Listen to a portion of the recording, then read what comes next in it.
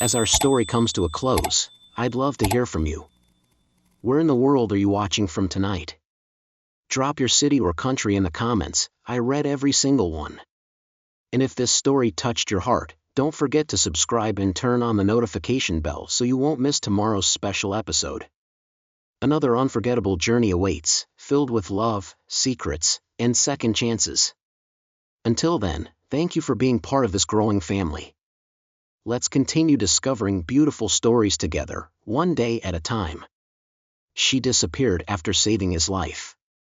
5 years later, he finds a boy who looks just like him. The snowstorm came suddenly, like a white curtain falling from the sky, blanketing everything in sight. The icy wind howled through the pine-covered hills outside Cedar Hollow, a quiet town nestled deep in rural Montana. On a winding two-lane highway, headlights barely cut through the blizzard as Ryan Matthews, a 38-year-old tech billionaire from San Francisco, gripped the steering wheel of his black Range Rover. He had no intention of being here. This was supposed to be a short detour, a scenic drive after a corporate retreat in Denver. But nature had other plans. The road was slick with ice, visibility had dropped to less than a few feet, and his GPS lost signal miles ago. Just as he reached for his phone, the tires lost traction. The SUV spun violently, crashing into a frozen pine and slamming to a halt on the side of the road. Pain shot through Ryan's shoulder. Blood trickled down his forehead, and the bitter cold crept in through his torn coat. Dazed, breath fogging up in the freezing air, he struggled to stay awake. His vision blurred, and everything began to fade until he saw her. A silhouette against the snow. Someone was running toward him. "Hey! Can you hear me?" "Hold on," came a calm, urgent voice. "You're going to be okay." He blacked out. When Ryan awoke, it was not in a hospital, not in a private room lined with luxury. It was a small, warm cabin that smelled faintly of antiseptic and pinewood. A soft blanket was tucked around him, and his arm had been carefully bandaged. The fire in the corner crackled softly, casting golden shadows across the wooden walls. Then he saw her. She was sitting by his side, checking his pulse, her brows slightly furrowed with quiet focus. Her name was Dr. Grace Miller, and she was unlike anyone Ryan had ever met. Grace was 34, with a calm presence that didn't need words to make an impact. Her hands moved gently, confidently, and when she spoke, her voice carried a softness that reminded him of something he hadn't felt in years: safety. She had found him unconscious on the roadside and brought him back here, to her modest clinic on the edge of town. Cedar Hollow was no more than a few hundred residents, a place where time seemed to move slower. And somehow, so did Ryan's heartbeat whenever Grace looked at him. In those first few hours, he wasn't Ryan Matthews, the CEO who closed billion-dollar deals. He was just a man who had been broken and saved. And Grace, with her quiet strength and steady hands, had become the most unexpected chapter of his life. Little did he know, that snowy night in Montana wasn't just a detour. It was the beginning of a story that would change everything. For the next 3 days, Ryan stayed at Grace's clinic while the storm outside raged on. The roads were blocked, and power flickered in and out. But inside that little cabin, time slowed down. They talked about small things at first. His shoulder. The snow. Her garden of herbs outside the clinic. But gradually, the conversations grew deeper. Ryan found himself drawn to Grace, not just because she saved his life, but because she made him feel something he hadn't felt in years: seen. She wasn't impressed by his money or his reputation. She didn't care about titles or board meetings. She just listened, and that quiet presence softened something inside him.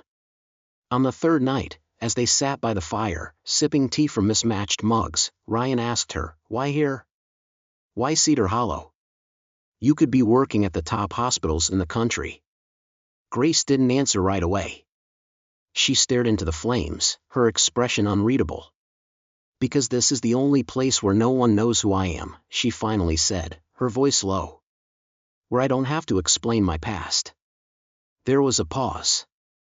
Ryan didn't push, but the question lingered in the air like smoke. That night, something shifted. Not just between them, but in her. The next morning, while Ryan was still asleep, Grace stood at the window, staring at the snow-covered trees. In her hand was his wallet. She'd meant to set it on the table. But her eyes caught something tucked behind his ID, a business card. Ryan Matthews, CEO Matthews Tech Incorporated. Her breath caught. She froze. That name, it wasn't just familiar. It hurt. Matthews Tech was one of the biggest investors in the medical firm that had once thrown her under the bus. The name brought back everything she had tried so hard to forget. 5 years ago, Grace Miller was a rising star in a prestigious trauma center in Los Angeles. She was brilliant, confident, until a high-stakes surgery went horribly wrong. The patient, a well-known hedge fund manager, didn't make it off the table. Even though the official investigation cleared her of wrongdoing, the media didn't care. They called her reckless. Headlines branded her the ice surgeon. Her face was splashed across tabloids. Strangers hurled insults in the street. Her career was dismantled overnight, not by what she did, but by the world's hunger to find someone to blame. She lost everything. Her license. Her reputation. Her peace. So she ran. She gave up the high-rise apartment, the fast cars, and the white coat. She landed in Cedar Hollow, a dot on the map where no one recognized her, where people judged her by the lives she saved, not the one she couldn't. And now, he was here. The man she had just opened her heart to was part of the very world that destroyed her. That night, while Ryan slept peacefully in the room next door, Grace packed a small bag, wrote a letter, and walked out into the cold. She didn't say goodbye. Because some ghosts are too heavy to carry back into the light. When Ryan woke the next morning, the room felt colder, emptier. The fire had burned out, and the chair beside the bed sat vacant. He called out for Grace, but no voice answered. On the wooden table lay a folded piece of paper, weighed down by the mug he had drunk tea from the night before. His heart sank. He unfolded the note with trembling hands. Ryan, I'm sorry. You were never meant to find me. There's too much in my past I can't let you be a part of. You have your life. I have mine. Please don't look for me. Grace, that was it. No address. No clue. No goodbye. Just emptiness. Ryan stood there for a long time, staring at the letter. A part of him wanted to believe it was a mistake, that she would come back through the door, smiling, brushing off the moment like a bad dream. But she didn't. He returned to San Francisco a different man.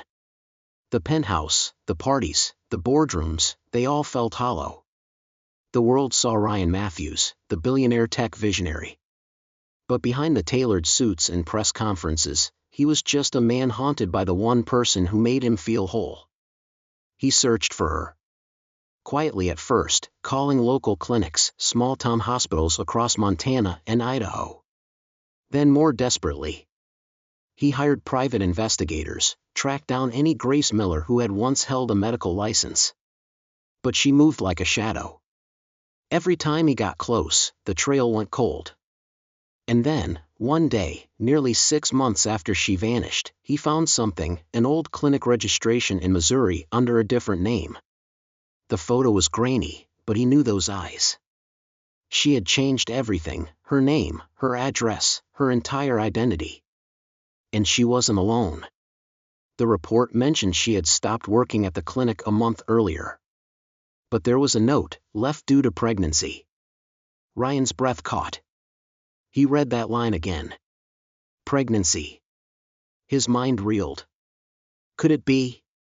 He didn't want to hope. But he also couldn't ignore the possibility. For the next few months, the search took on new urgency. But Grace had vanished again, like a whisper in the wind.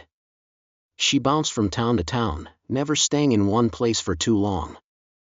She worked short-term contracts in rural clinics, using aliases, leaving behind no digital footprints. Meanwhile, far away from the city lights, Grace was living a quiet, hidden life. She settled temporarily in a small Texas town, working at a traveling clinic. She kept her head down, avoiding cameras, questions, and connections. But at night, when everything was still, her hand would rest on her growing belly. She'd whisper lullabies to the child she never planned for, but already loved more than life itself. A son. A piece of Ryan she couldn't forget, and couldn't bring herself to tell him about. She had her reasons.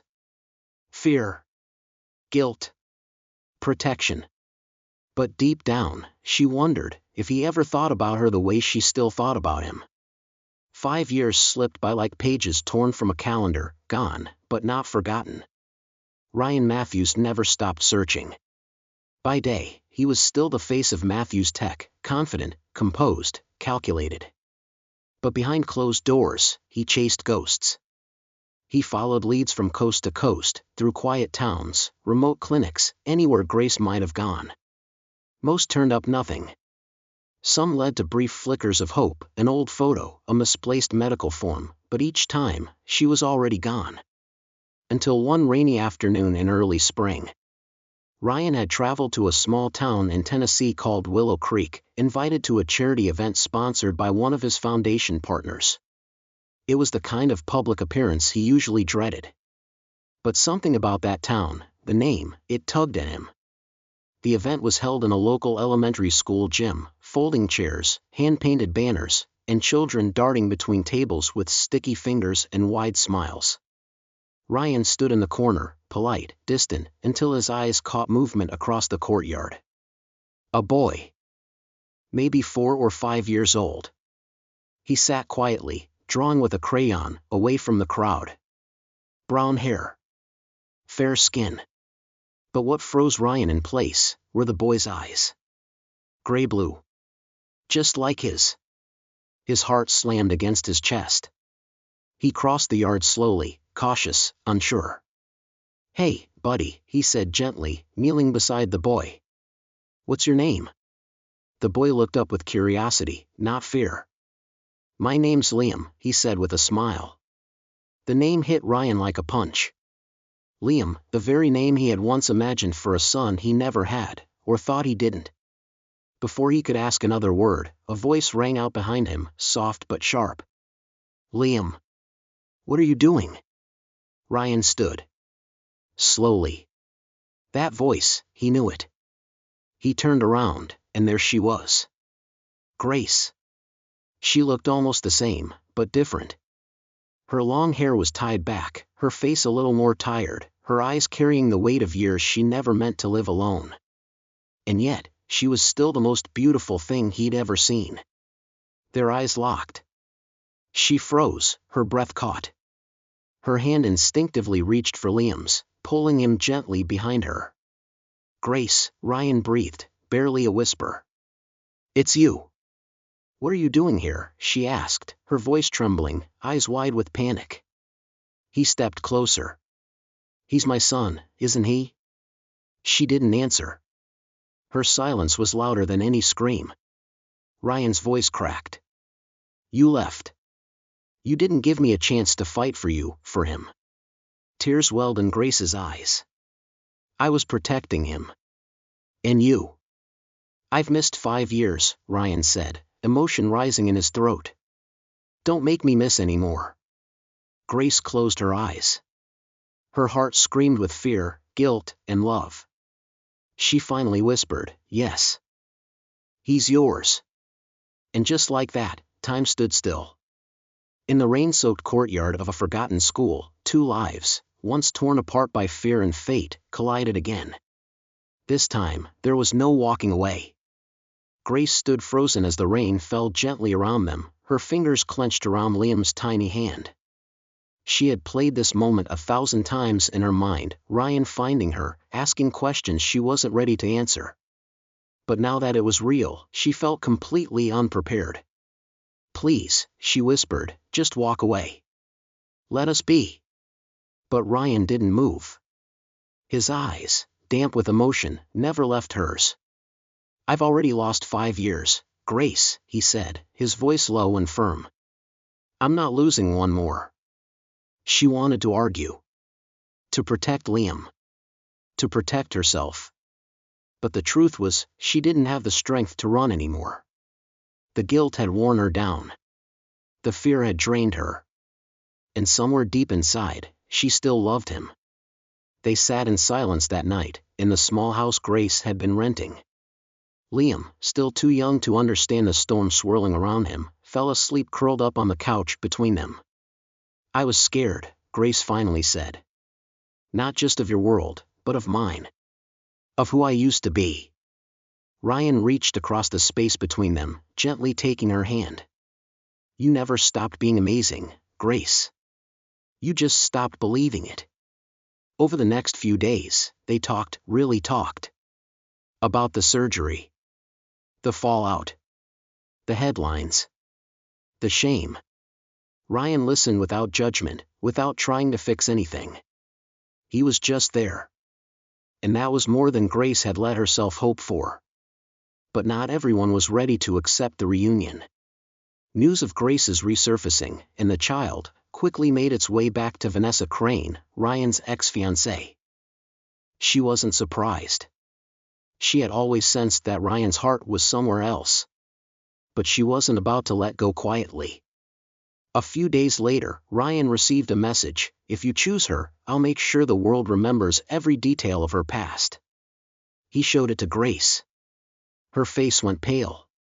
Her hands trembled. "I can't go through that again," she said, her voice barely audible. "Yes, you can," Ryan said, eyes burning with determination. "Not alone. Not this time." And so, Grace made the decision that would change everything. She registered to speak at the upcoming National Medical Conference in New York. The very place her career had once crumbled. With Ryan and Liam beside her, she walked on stage and told her story, not as a victim, but as a survivor. She spoke of pressure, loss, healing, and hope. The room fell silent, then erupted in applause. Suddenly, Grace wasn't the doctor who failed. She was the woman who stood up, faced the fire, and walked through it stronger. In the days that followed, Ryan broke off all ties with Vanessa, despite the pressure from his family. He proposed to Grace in the garden behind her clinic, under a sky painted in soft gold. She said yes. They built a new life, together. Grace returned to medicine, not for recognition, but for love. And Ryan, once consumed by boardrooms and stock prices, found his purpose not in profits, but in family. And every night, as Liam drifted off to sleep, Grace would whisper the words she once never believed she'd say again: "We're home." Thank you for staying with us through this unforgettable story of love, loss, and redemption. Now, we want to hear your thoughts. What part of Grace and Ryan's journey touched your heart the most? Was it their emotional reunion? The courage Grace showed in facing her past? Or the moment Liam discovered his father? Share your favorite moment in the comments below. We read every message, and your words truly mean the world to us. Also, tell us where you're watching from. Whether you're tuning in from a quiet town, a bustling city, or somewhere in between, your presence here is part of what makes this storytelling community so special. Do you believe in second chances? Have you ever walked away from something out of fear, only to find the strength to face it later? This story might be fictional, but the emotions are very real, and we know many of you have your own powerful experiences to share. So comment below, subscribe if you haven't already, and be sure to hit the bell because tomorrow, we return with another emotional, inspiring tale that may just stay in your heart forever. Let's keep writing these stories, together.